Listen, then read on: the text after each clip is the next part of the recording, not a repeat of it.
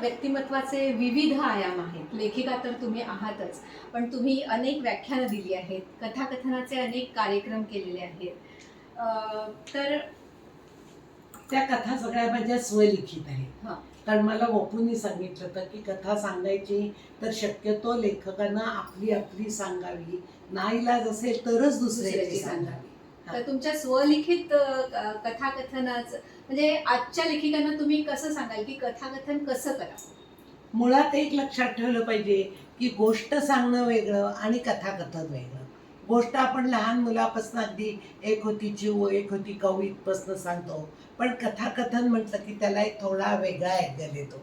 एक म्हणजे माणसं समोर तुमची कशी आहेत ते बघून पहिली तुम्हाला कथेची निवड करावी लागते, आणि कथेची निवड हा एक भाग जरी झाला तरी मुळात तुम्हाला कथाकथनासाठी तुमची भाषा अतिशय स्पष्ट, शुद्ध, स्वच्छ अशी असली पाहिजे.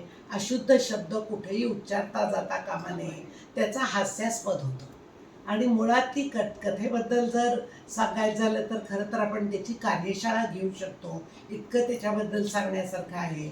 पण लिहिलेली कथा जी असेल ती लिहिलेली कथा ही पसरलेल्या आभाळासारखी असते, आणि सांगितलेली कथा ही छत्री धरल्यासारखी असते.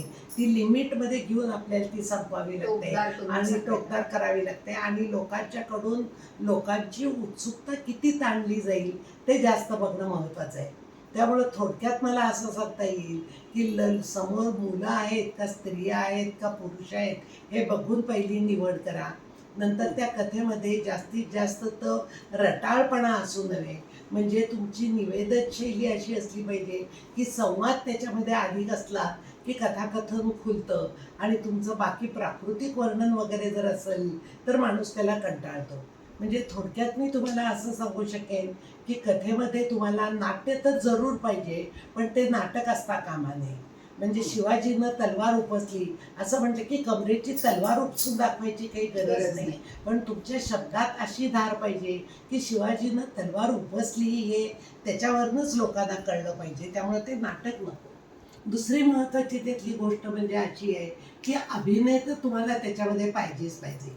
याचा अर्थ उद्या रडायची वेळ आली तर घळाघळा तुम्ही अश्रू पुसून ते तुम्ही कागदानं पुसत बसू नका पेपरनं, पण तुमच्या चेहऱ्यावरचे भाव असे पाहिजेत की जसं तुम्ही बोलता ते भाव. तर काही वाचिक अभिनय आणि कायिक अभिनय पाहिजे, पण अभिनेता नको, नट असता कामा नये. आणि तिसरी महत्त्वाची गोष्ट म्हणजे तुमची स्मरणशक्ती तुम्ही वाढवली पाहिजे, किंवा परमेश्वराची ती थोडीशी देणगी असली पाहिजे.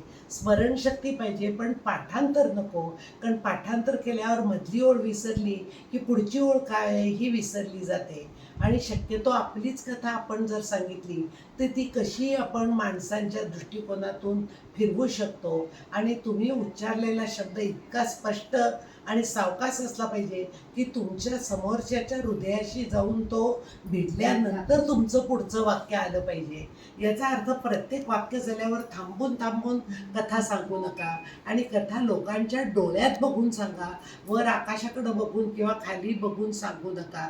कथाकथनाला कागद घेणं, समोर ठेवणं किंवा वाचणं हे अतिशय चुकीची पद्धत आहे. ती आजकाल काही वेळेला केली जाते, तर ती शक्यतो टाळावी, आणि वेगवेगळ्या लेखकांच्या कथा जास्तीत जास्त वाचाव्यात. कथाकथनासाठी वपूंचे सगळे संग्रह वाचावेत असं मी जास्त आग्रहानं तुम्हाला सांगू इच्छिते. एक तर तो माझा प्रिय लेखक आहे, आणि कथाकथनात आज तरी त्यांचा हात धरणारा दुसरा कोणी आहे असं मला वाटत नाही. अगदी खरं आहे. अतिशय उत्तम मार्गदर्शन केलंय कथाकथनाबद्दल माधवीताईंनी. माधवीताई, चांगलं लिहिण्यासाठी चांगलं वाचलं पाहिजे आणि सकस वाचन झालं पाहिजे. पण हे आजकाल सकस वाचन ही गोष्ट फारच दुरापास्त झालेली आहे. तर ते सकस वाचन म्हणजे आजकाल फक्त व्हॉट्सअपच्या पोस्ट वाचणं इथपर्यंतच वाचन मर्यादित झालेलं आहे असं वाटायला लागलं आहे. तर हे सकस वाचन कसं असावं? सकस वाचन याचा अर्थ काय आहे की आजकाल म्हणू नव्हे पण दुर्दैवानं कुणीही उठतो आणि पुस्तक काढतो. काढू दे, अतिशय आनंदाची गोष्ट आहे, कारण तुम्ही आपण लोकांना लिहा आणि लिहिते व्हा, त्या माणसाला आपण उत्साहच दिला पाहिजे.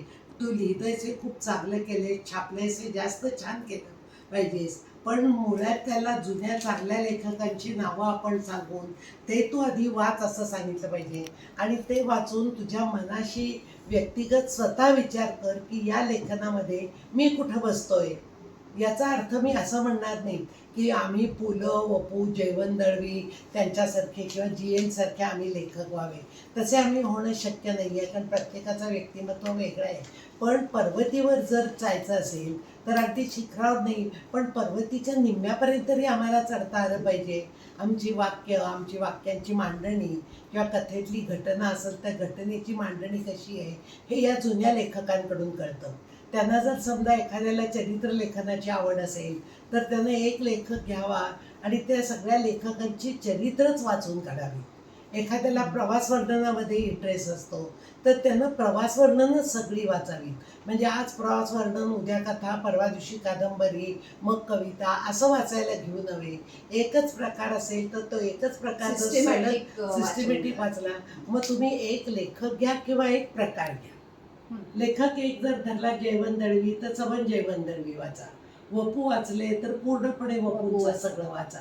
आणि तुम्हाला त्या म्हणून म्हणते, आणि वाचनात सुद्धा ना वरवर वाचन तुम्ही म्हणता ते बरोबर आहे की व्हॉट्सअपवर वाचायचं आणि चुकीच्या गोष्टी असल्या तरी सुद्धा एकानं अंगठा दाखवला की त्याचा चुकीच्या गोष्टीला 25 अंगठे येतात. दुर्दैवानं कुणी गेल्यावर वरचं न वाचता अंगठा दाखवला की खाली कुणी गेल्यावर 25 अंगठे येतात. ही फार मोठी आपली चूक आहे, का तर आपण ते नीट वाचत नाही. हे सकस नसलेलं वाचनाचं हे फार मोठं लक्षण आहे. आणि वाचनाचे एकूण 3 प्रकार मला थोडक्यात मी आता तुम्हाला सांगते की वाचनाचे 3 प्रकारापैकी काही लोक असे असतात की वाळूचं घड्याळ